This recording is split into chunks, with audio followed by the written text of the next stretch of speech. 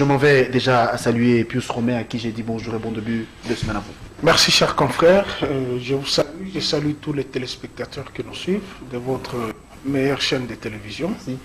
Et tous les Congolais indignés par les propos de monsieur que j'appelle un raté de l'humanité, qui a tenu des propos nauséabonds et qui frise même la conscience de Congolais en s'attaquant justement à Marie-Olive Lembe Kabila qui a l'âge de sa fille. Parce qu'ici, il faut rappeler d'abord que nous plairons Jacob Desvarieux, qui est décédé à 65 ans, et Kofi Olomide à 65 ans.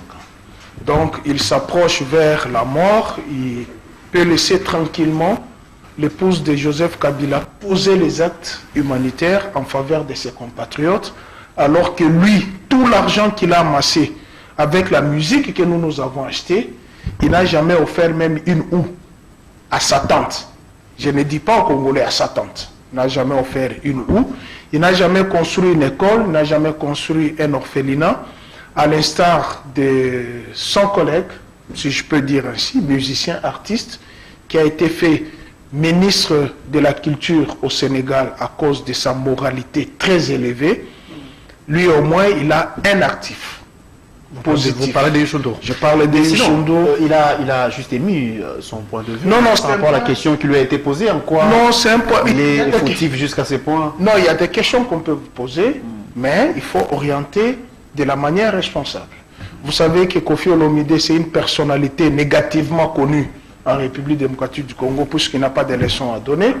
D'ailleurs, je lance un appel à toutes ces danseuses qui ont connu les déboires avec lui, de me contacter et la cellule juridique qui s'est attaquée va s'en charger, je pense, de ces messieurs qui, avec des propos ironiques, dit « moi si akala ».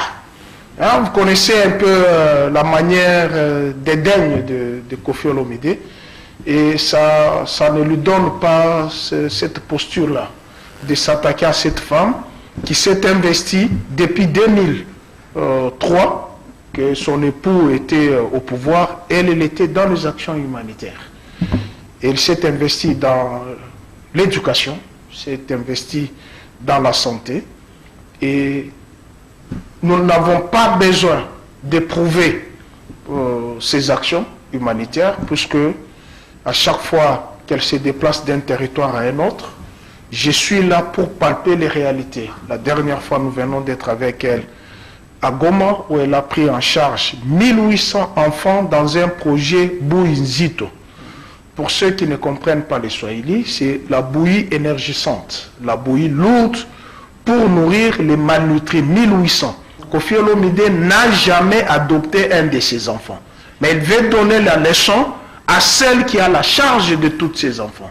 1800 dans un site. Qu'est-ce qui vous choque? Ça choque puisque en ce moment ici, je pense que toutes les femmes devraient se mettre debout. Ça n'est de trop.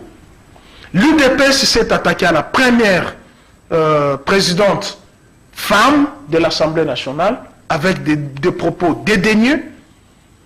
Il y a Marie-Olive Lembe qui paye les prix. Il y a l'épouse de Vital Kamere qui en a subi, toujours avec les mêmes personnalités. Je pense que le femmes devraient... Quel rapport?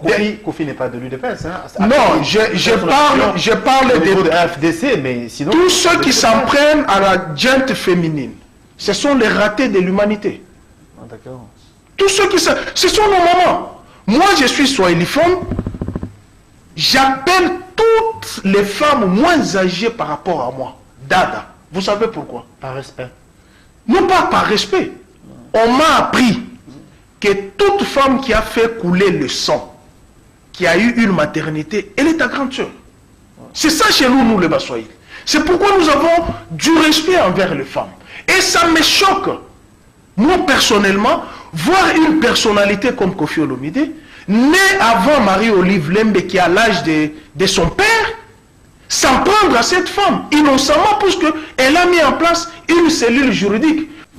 Mais une dame pareille, qui s'ouvre aux vulnérables, c'est un raté de la société qui peut venir lui donner des leçons de morale pour dire, moi si je ne sais pas si c'est moi si Akala Joseph. Est-ce que vous sentez la lourdeur de ces langages? Ça dénote la mauvaise éducation. Et ça ne lui ressemble pas. En tant que père de famille, et d'ailleurs j'ai regretté lorsqu'il a dit « Ma fille Didi Stone, elle est à l'université, malgré ce qu'elle fait, je souhaiterais qu'elle soit présidente de ce pays. » Quel pays? La République démocratique du Congo. Avec la famille des ratés comme ça. Ce n'est pas impossible. Ouais. Non, ça ne peut pas se faire. Comment une fille qui se dénude, que tout le monde connaît? Nous avons des mœurs. Hein? Comment une fille qui se met en sous-vêtements matin, midi, soir, vous allez dire qu'elle sera la première, elle sera la présidente de la République? Qui va les lire? D'abord lui-même, Kofi Olomide. Il a dit le jour où je mourrai, brûler mon cadavre. Pourquoi il a dit ça? Puisqu'il a commis beaucoup de dégâts à l'humanité. Et je pense qu'il s'est attaqué à la mauvaise personne. Et toute cette semaine, tous ces mois ici, on va se décharger sur lui. Moi, je suis en train d'investiguer en dehors de toutes les danseuses qu'il a épousées. Au lieu de passer dans de plateaux de télévision comme ça, pourquoi n'est pas